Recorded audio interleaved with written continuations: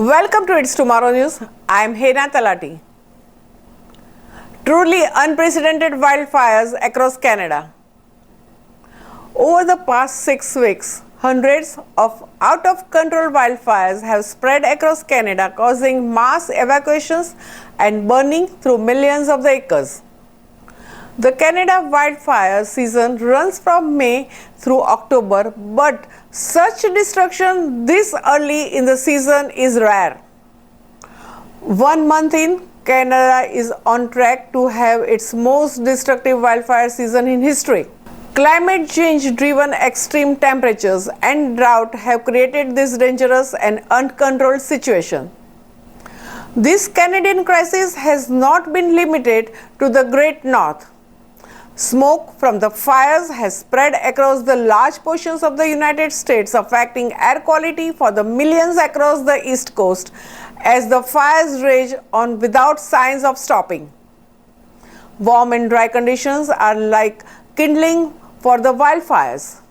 Much of the Canada, like the rest of the North America, has experienced record heat and drought recently as a climate change. The fire season is also lasting longer now because of the climate change.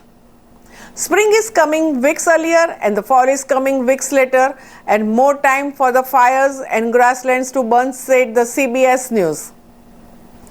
In 2021, Canada experienced its hottest day ever when Lytton, British Columbia, hit 49.6 degrees Celsius, 121 degrees Fahrenheit, smashing the previous records of 113 degrees. Meteorologists said the jet stream, which creates the weather and moves in from the west to east, also contributes to the fires. It's getting weaker, he said, because its strength depends on the temperature differences between Arctic and the South. Now that the Arctic is warming faster than the rest of the world, the jet stream is weaker, a little wonkier. That's one reason why we see hot dry weather system stall, allowing heat domes to build and set a stage of fire. According to the Canadian Wildland Fire Information System, the destruction from these fires up to this point in the season has been 13 times worse than the 10 years average. These Canadian unprecedented wildfires suffocated New York City under a thick smog that turned the skies orange and shrouded its skyscrapers and Statue of Liberty. Earlier this week, a giant cloud of wildfire smoke from Canada wafted into the New York City, Boston, and other eastern metropolitan cities, engulfing skylines and putting millions of the people at risk from high air pollution. On Tuesday evening, Wednesday and Thursday morning, NYC had a worst air quality of any major city in the world.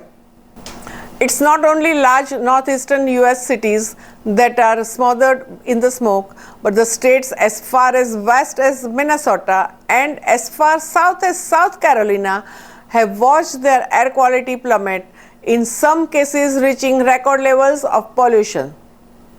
The ongoing air quality crisis is likely one of the North America's worst wildfire smoke events in the last 2 decades. This situation is both frightening and unusual.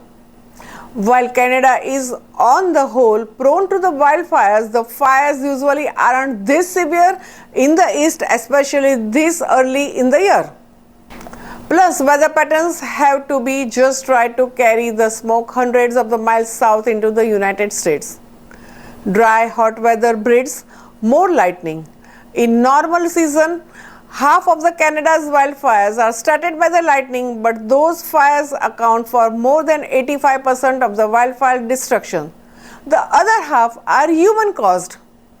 One big question now is whether these fires in Canada will become more common in the years ahead, and what that means for the United Cities that are not used to smoke. That's all for now. For more news updates, stay tuned with us. Itstomorrow News. For more global weather updates like this, subscribe our channel and hit the bell icon for regular updates.